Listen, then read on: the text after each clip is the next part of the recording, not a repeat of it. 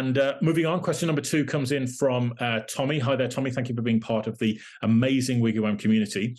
So Tommy's question is, we had an offer on our property back in September 2022, which was 15,000 over the asking price, and we accepted. Our offer was also accepted for the place we were buying. Our buyer pulled out just before Christmas, and we have since had 2 other offers, which are both below the asking price, one by 15,000 and the other by 20,000. The people we are buying off said they'd move out to speed up the sale.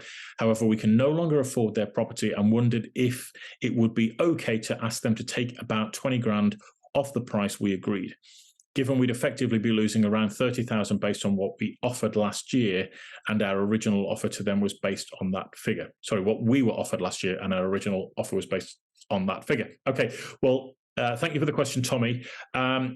I think this is an unfortunate sign of the times and the general sort of nervousness that's filtering into the marketplace right now after a very hectic market over the course of the last 2 years. And I think we're starting to see that cooling off in the market really starting to come to the fore with situations like this. And it may well be that, you know, your buyer, I'm going to presume that your buyer got spooked by the sort of mini budget scenario and then the escalating cost of finance. And as a consequence, they decided maybe it isn't worth it, or maybe it's not, you know, the right time to buy, or maybe there was other things that went on in the background. But clearly, it's put you in a difficult position. If you want to accept this lower offer of 15,000 below your asking, you're quite right in what you're saying. There's a 30 grand difference there. In my experience, having dealt with situations like this before, Tommy, the only thing you can do really is to ask the question whether or not the people that you're buying off would be prepared to accept a lesser offer. Whether they will capitulate in any way on the price that you've already agreed. And what I'm going to encourage you to do, and what it might pay you to do, Tommy, is to actually get your estate agent, which I'm assuming you're using an estate agent, but to actually go and get the estate agent to speak to the agent of the people that you're buying off, or actually speak to them directly. And the reason I suggest that is because it's a little bit more, how do I say, credible, for want of a better word. And that's not to say we doubt your word here, Tommy. That's not what it's about at all. But you've got an independent third party stepping into your shoes who hopefully can negotiate this deal through and will be able to sort of explain what's actually gone on. Now, it may well be if the other agent that you're buying through is in the same sort of area, they may well be, you know, experiencing similar sort of things happening with their properties as well. So it might be easier for them to convey to their client that actually, you know, the market is cooling off a little bit. Prices are, you know, pulling back a little bit. And, you know, it's one of these situations that, you know, needs to be addressed, really. So you can ask that question. You haven't said to me, Tommy, in the question, what sort of scale we're talking at in terms of property. Obviously, 20 grand reduction on £100,000 properties, you know, a lot more impactful than a 20 grand reduction on a £2 million property. So I'm going to presume you're sort of probably in the sort of 200 to 300 bracket, maybe a little bit more here. But I would just ask the question, explain the situation, and they are then in a position where they have to make a decision. Now, the key point to emphasize, which hopefully your estate agent will emphasize as well, is your buyers are now, the people you're buying off are now in a position where they have to make a judgment call. Do they take the lower offer now and achieve certainty of sale and get the money in the bank, and you know, hopefully they're then in a position where they can buy better because they're a cash buyer, okay, and in a position to proceed really quickly?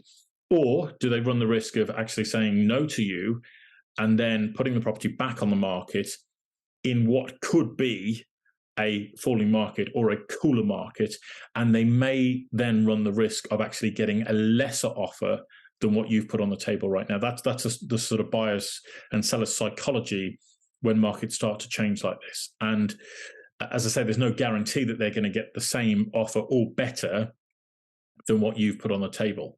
And if they're then in a position where they're cash buyers, they are in rented accommodation, then they may get a much better deal on the one that they want to buy at some point in the future. So it really is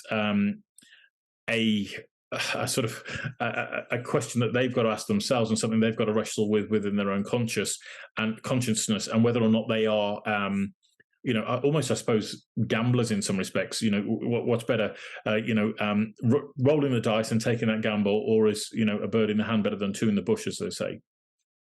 Something to think about there. So I would, definitely get your agent to push it forward, see what happens, and then what you might find is, you decide to put your house back up for sale, and they put their house back up for sale, and you might get another person walk through the door who might offer you less than 10 grand less than your asking price, or maybe even the asking price.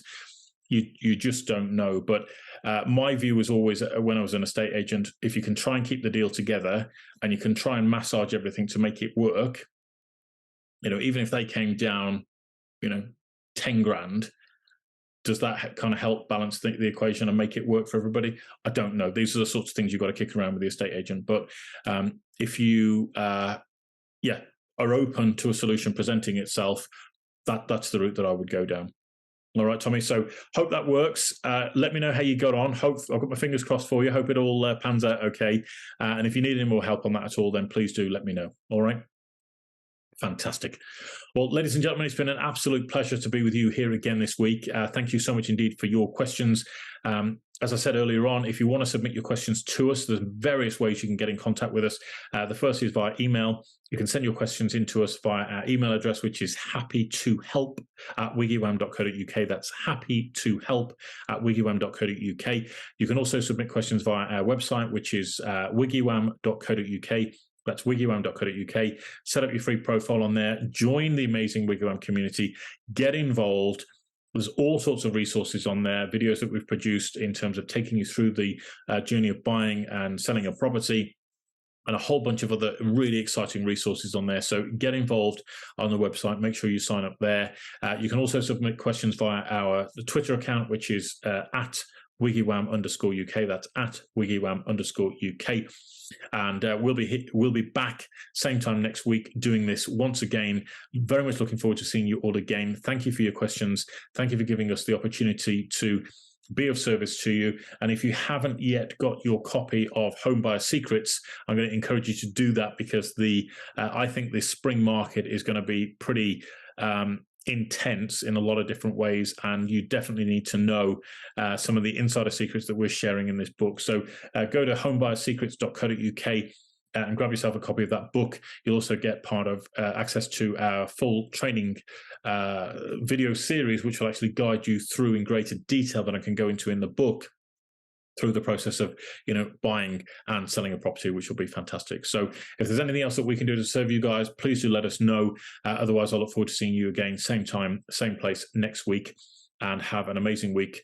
Lots of love, God bless, and see you very soon. Take care. Bye-bye.